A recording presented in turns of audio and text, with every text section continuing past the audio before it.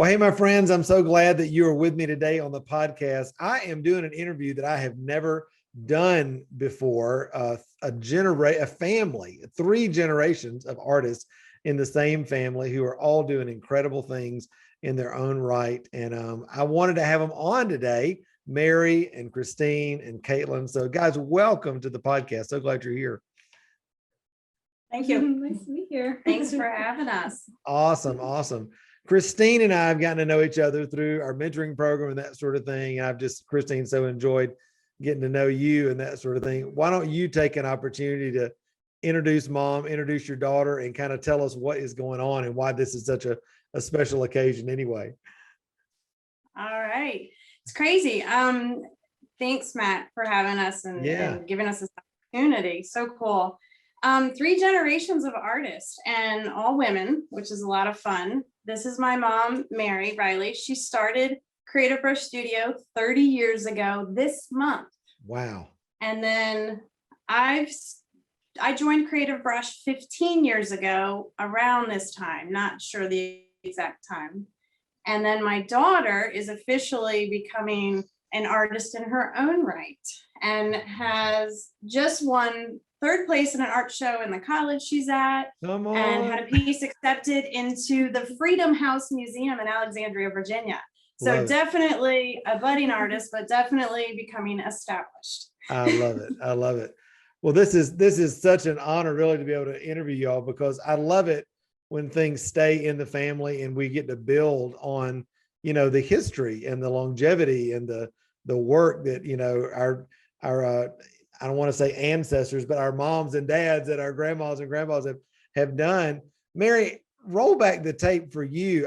30 years ago, starting in business. And what was life like for you 30 years ago? Where were you in life, and what came on you and said, I'm going to start an art business and do this? What was that even like for you? I actually started painting in 1974, and my studio was in my home for a number of years. Okay. And I started to develop a customer base, and customers visiting you when the kids are arguing and dogs barking is not as professional as I wanted to be. Exactly. And so with that in mind, I actually started praying about getting my studio out of my home and into a public place. And then in 1991, I felt that I got the go ahead from the Lord to do that. And so myself and another artist I know, I asked her if she wanted to do it too.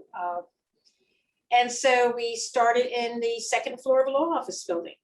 Wow. And at that location for 5 years, and then eventually moved to another location. Part of my thinking was I would rather try and have it not succeed than wonder what would have happened had I ever tried. Yeah. So basically, I didn't want to grow old wondering. Yeah, and absolutely. So did you have other artists in your life that were doing their art part-time, full-time, professionally in some way that gave you inspiration, or was this just something like you felt from the Lord that you wanted to do? Or I had taken lessons with different artists who were succeeding in what they were doing, but it's just this desire to get my studio into a more public location and take it to be more of a professional level that way. I'm sure you didn't have anybody in your life that said you were crazy or you didn't know what you were thinking, or did you have those kind of naysayers, or was everybody pretty much like, go for it? Oh yeah. I think the biggest problem as an artist, particularly a woman, there's a lot of people who didn't take my profession seriously, like it was a hobby. Yeah. And so wanting to go to lunch, wanting to go to dinner, take off, and I'm like, well, I have to work. Well, you're not really working, you're painting. And a lot of people didn't realize it's more work than they think. And absolutely. So, I remember a guy came in my studio one day when I had just opened up here in Asheville, and during the tourist season and all that sort of stuff, we just got people coming through constantly, and they just kind of sidled up next to my table and they said, "Oh, this is just so great. You're just so talented." I said, "Oh, thank you so much." They said, now what do you do for a living?" And yeah. Well, this is it, my friend. This are it. So we all kind of have to deal with that, don't we, from time to time, but people not understanding what that means. And well, cool. I think one of my favorites is artists coming by saying, I wish I could do something like this. I always wondered if I could, but yet they don't want to take the chance to do it. Yeah. And so there's that risk factor, but it's like, yeah, you kind of have it in you, you just have to do it. So had you been Yes. doing some shows and like save some money for, for your rent? And I mean, how did all that start for you? Well, when my studio was in my home, I did a lot of shows and did save money. But once I opened my studio, it was too much to have the studio, because it's a studio / gallery combination. Yeah. It was too much doing that and shows. So that's when I actually stopped doing shows. It was a different customer base too. Yeah. And so I stopped doing shows at that point. And So Christine, there you are as a kid, you're seeing all this, I mean, happen in your life. Mhm. I'm sure, I'm interested in the dynamic because I'll just give you a little background story. My wife, Tanya, was a home economics teacher for years and years and years. And I thought, boy, I have scored because she loves to cook. And she's a good cook, and boy, she's gonna love to cook for me when I come home and all this. And boy, when she came home, she didn't want to cook anymore because she'd been cooking all day. So I'm wondering, like, with y'all's dynamic, Mary, you're working at the studio all day trying to get this business off the ground. Christine, how did you get, your artistic sort of needs met and how did inspiration start happening in your life? Was that through your mom? Was it through other things? Most definitely. Actually, it's a lot of fun, and I'm glad you asked, Matt, because gosh, we were in Jersey because we used to live in New Jersey. We moved down to Virginia when I was 10, and I remember in New Jersey helping her with the shows. So, late night, when I needed mom, I'd go down to the basement, and there she is. And so just constantly seeing her with art. When I was really young, she had a studio for me in her studio. So like where everybody else was learning 1 + 1 = 2, I was learning, red plus blue is purple. And, I love it. I had crayons and all the paint I could imagine in her studio. So it's kind of funny because that's how my kids have grown up next to me in the studio. When she went public, I would go to her studio and I was the admin. Like I would cut the mats. I knew how to frame stuff. Sure. I would take inventory. Like there was all this stuff I would do for her on the business side. So it just kind of morphed really easy for me. And, she is a storyteller, and everything points back to God. Everything. Even Caitlin's going, yep. I love that. So I love it. there was always a story. So it's just, I feel really blessed because I'm privileged to not only learn the business, learn the art side, because she's the one who taught me how to oil paint, and then learn, just the God side of it. Like I remember when she was praying about this one major show we would do together, I was like automatically hands-on for this show. It was in Fredericksburg, Virginia. And she was praying about, because now she had the studio and should I do it? And that weekend she decided not to. And the weekend of the show, two people from Fredericksburg came to the studio, the public studio. So watching her pray through things and work through things has been quite the inspiration. So much so we're in our 3rd location and we've recently expanded. And it's actually too much space, but God made me do it. I'm not kidding. You've heard the story. And now it's like, wow, I want to continue her legacy for other artists, not just my daughter, who actually now has an easel in my studio next to me. That's where she painted the piece that just got into the museum, but also other artists. And it's becoming a place of artists supporting artists. And so continuing mom's legacy, the business vision for me has changed a little bit in incorporating other artists from classes all the way to open studio where artists can come just for 5 hours, to they can rent an easel, to we have some artists who have studio space here that's not in the family.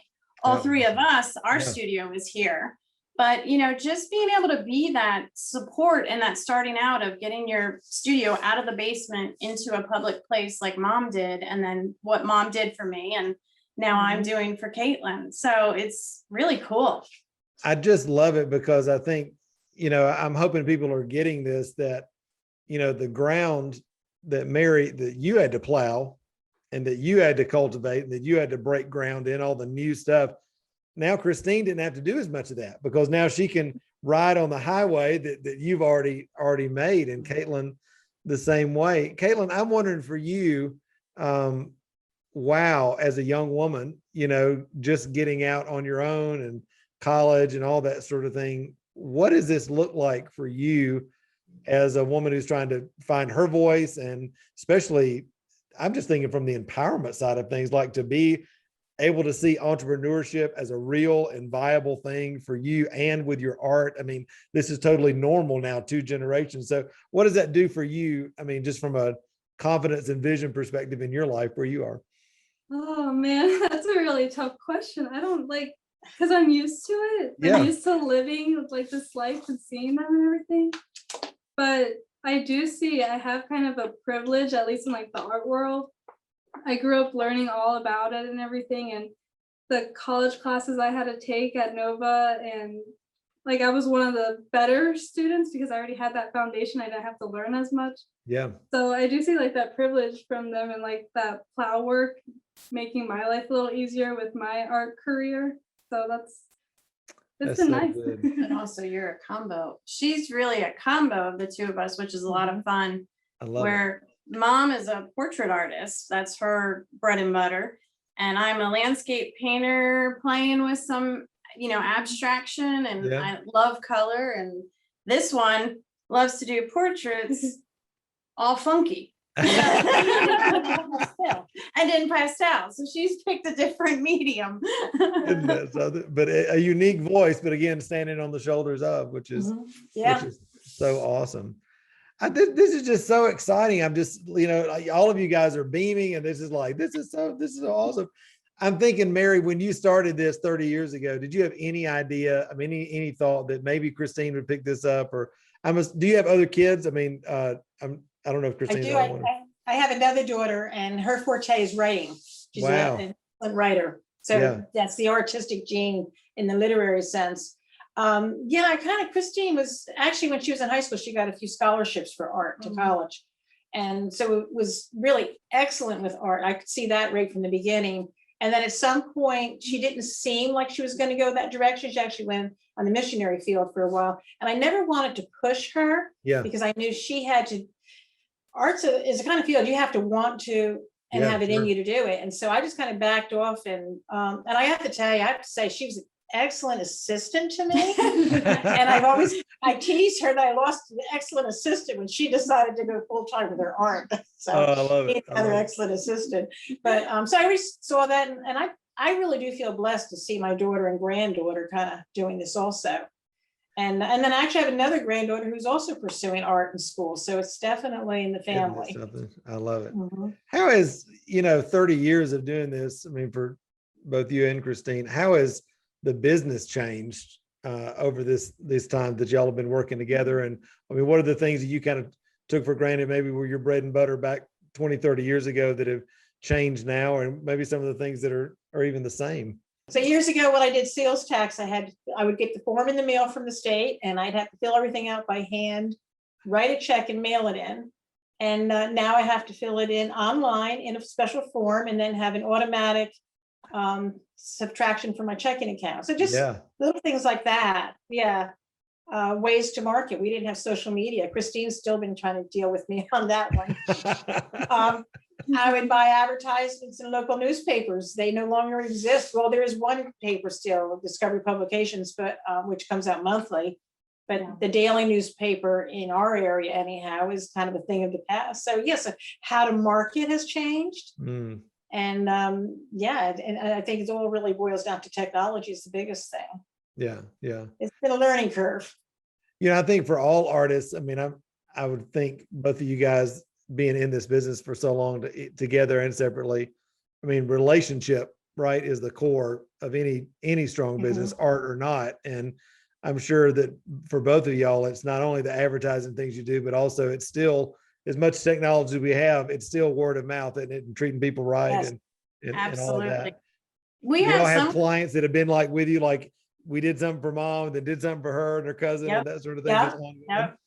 Yeah. Yeah, we have a handful of customers who have been with us since the beginning. And then, but it's a lot of fun because our styles are so different. We have some customers that are exclusively mom, exclusively mine, but then we have others who just love to collect both. And they just, you know, love both. And this one's even starting to sell to some of those guys.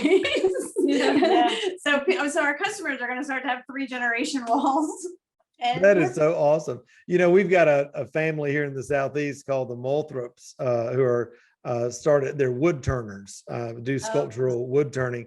And the dad, Ed, years, I mean, he was one of the fathers of the contemporary craft movement in Atlanta back in the 60s, started doing these bowls. And then his son did it. And then his son did it. And now there are people, same thing, that they collect all 3 generations. And I'm like, no pressure on whoever his kid's going to be next. It's like, you know, you better get a lathe, you know, and get with it. So y'all are going to be the I same do way. feel some pressure.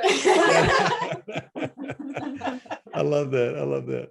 So how you know, I'm interested for all of you guys. I mean, you know, Mary, for you to Christine, and Christine, you to Caitlin.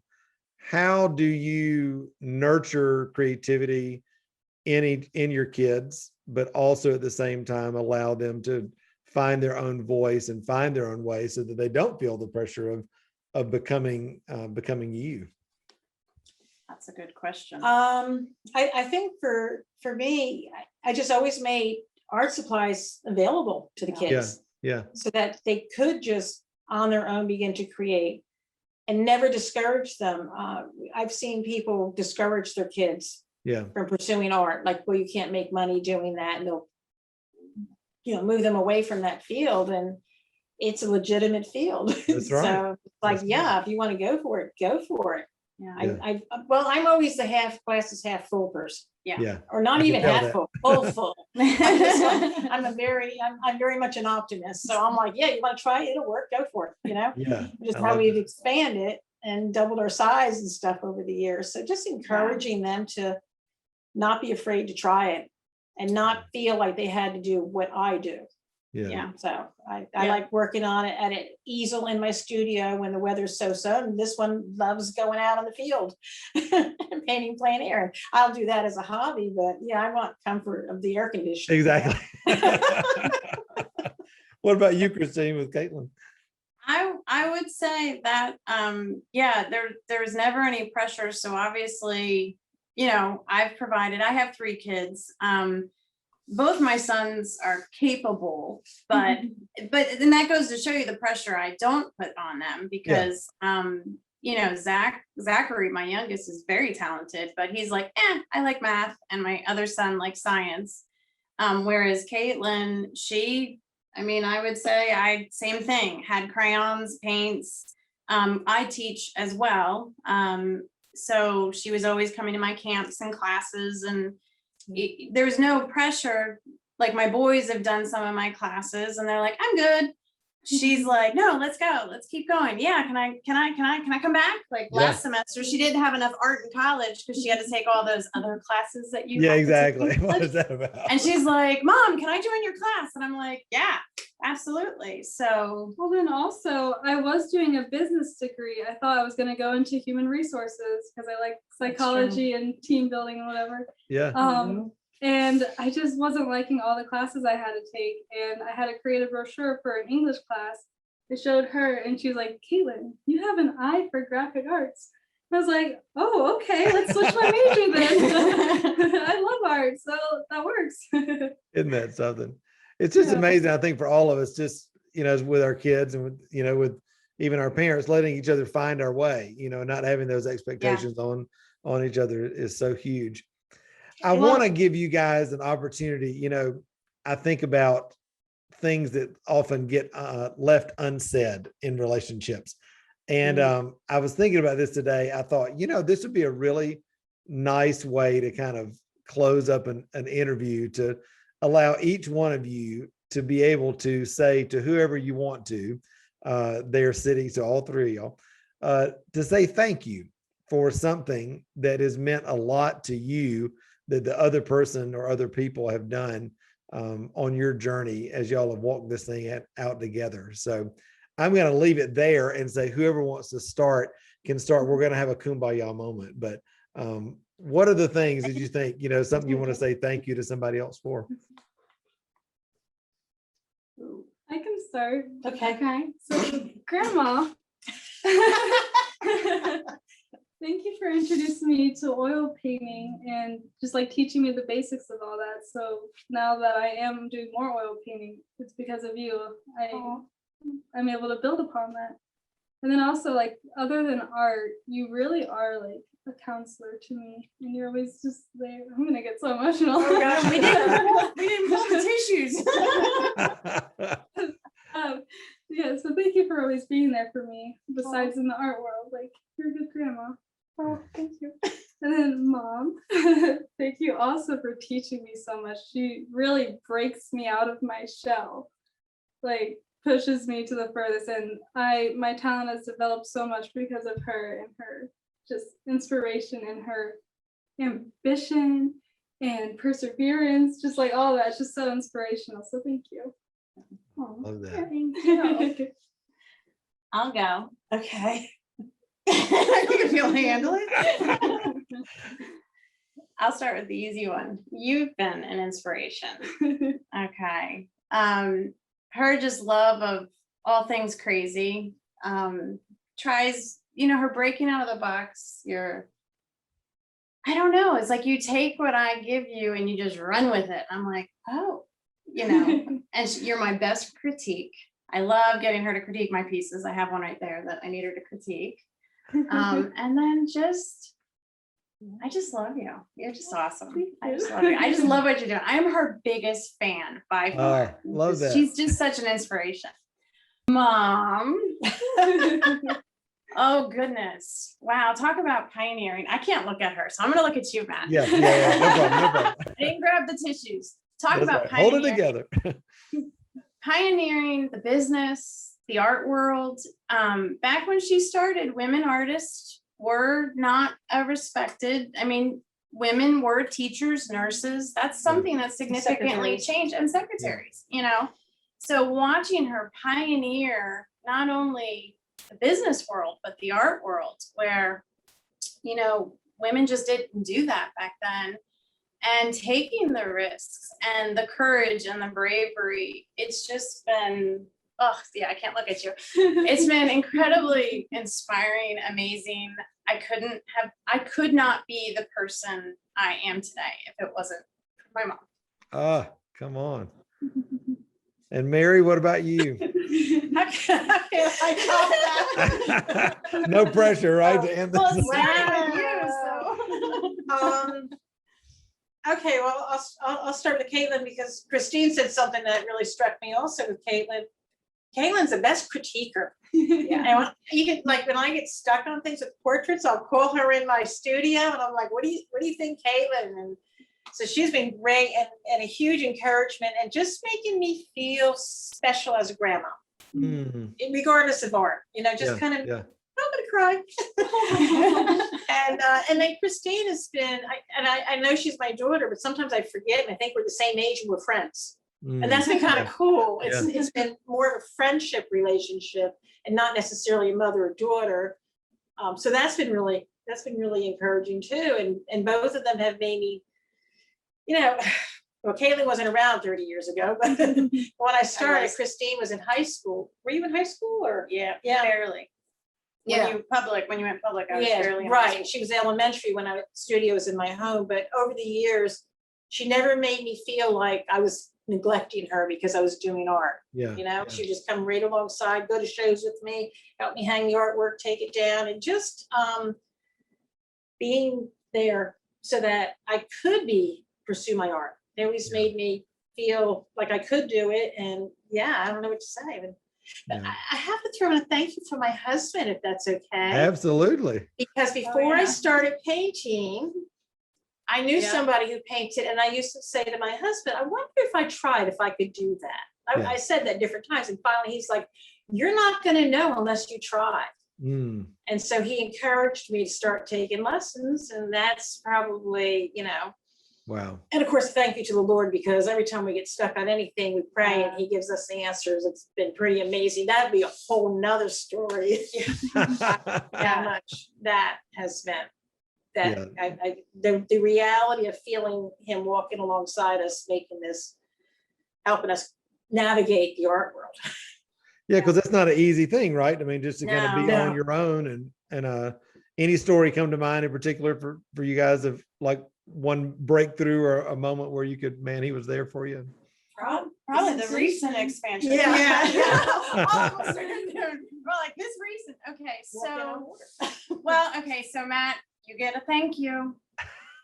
I joined your program in October, but this one, Mom kept handing me your books as you published them. Unlocking the Heart of the Artist, I got back in 2009. Christmas gift. Wow. I need to bring them down to Asheville with me and That's be like right. a total Original nerd and have you copies, sign right? them. So, but seriously, like the recent book she gave me was Created to Thrive. And so I listened to the podcast, which is really weird. I'm on it now.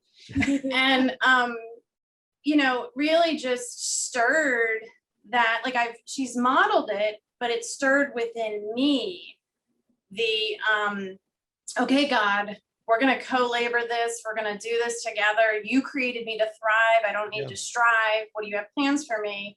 And to just kind of fast forward, like this is 2020. We're in the middle of COVID. Like our studio is shut down. Like we were allowed in here, but that was it. Like I had to carry a letter because of the state of Virginia with me that said I'm a small business owner, and I had to highlight the reason I was out. So we're coming here, and unfortunately the business that was behind us went under, or because of COVID. Right. And they wound up moving. Yeah, she wound up moving, so I was grateful for that for her.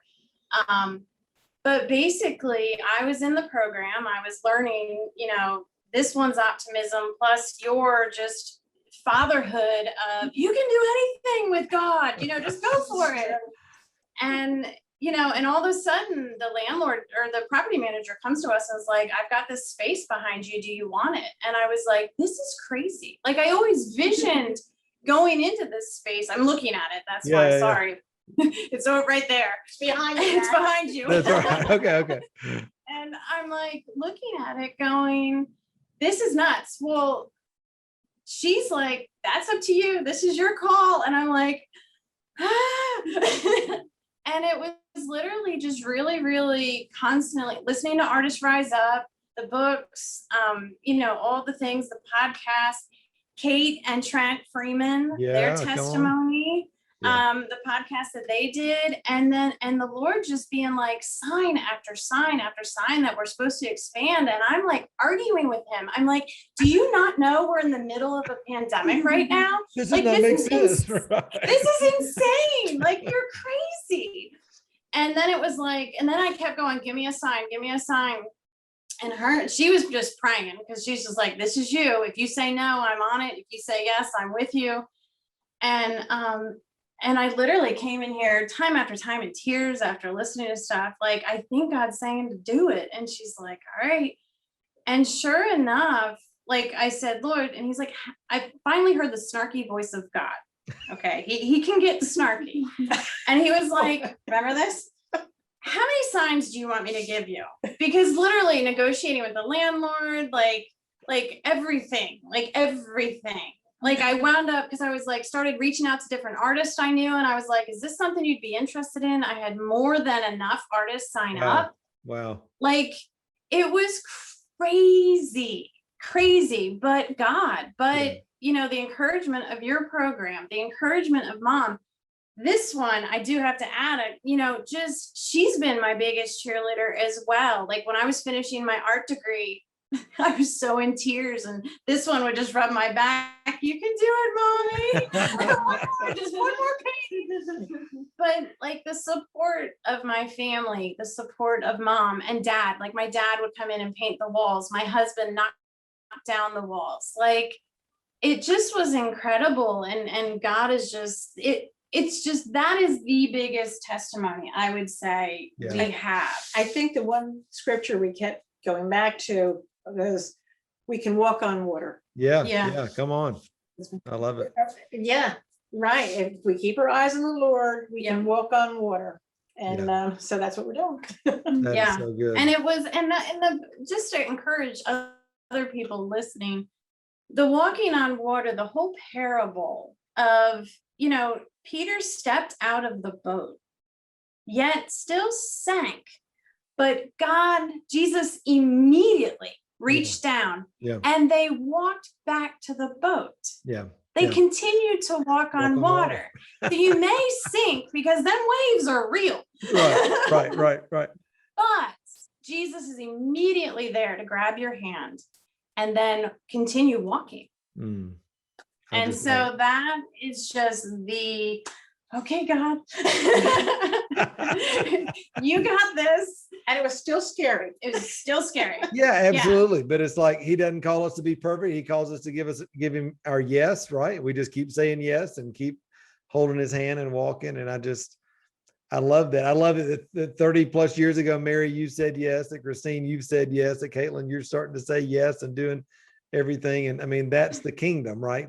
He's not looking for our perfection. And so, ladies, it's been an honor to get to know your story, and just what a testimony of God's goodness, and also your doggone tenacity and willingness to step out of the boat. And I just know that the best is yet to come for you guys. So if folks want to find out about your studio, about the work that you're doing, that sort of thing, where's the best place that they can go online to find that? Facebook page, Creative Brush, Instagram, Creative Brush, webpage, Creative Brush. It's all Creative Brush. And that just kind of goes out to all three of us. We're working on her website. Nice. So, but website, Facebook and Instagram, we really try to, I'm trying to teach this one. That's great. Technology. I love that. So we really keep that up to date. I'll go live and just kind of show people. You can actually go back and look when we expanded and the whole story and the tour. And Facebook's a lot of fun. That's where we really personal interaction with everybody. Also, our website, creativebrush.com, that will feed you into my section and her section and tell about the studio, and that has some pictures and stuff on it also. Wonderful. Well, Mary, Christine, and you're invited to Caitlin. stop in here. Hey, Matt, if you're ever in DC, come on up. We're only about a half hour away. Absolutely. I used to do that, the show in Baltimore, the American Craft Council show. And it was too cold up there for me. I said, oh my goodness, I got to go in the summertime. So that show's in February every year. It's like, oh, it's too cold up there. So, It is cool. Yeah. I love it. But guys, thank you so much for being on the program today. I know everybody's loved hearing your story, and I just know the best is yet to come. So thanks for being on today.